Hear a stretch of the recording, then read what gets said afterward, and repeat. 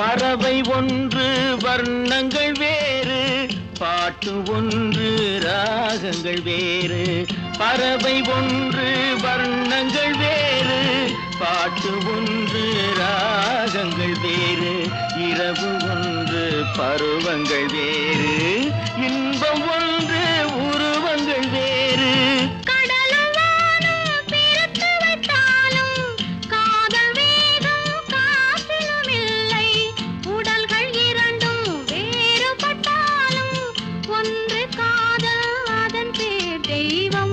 ஒன்று காதல் அதன் பேர் தெய்வம். உலகமெங்கும் ஒரே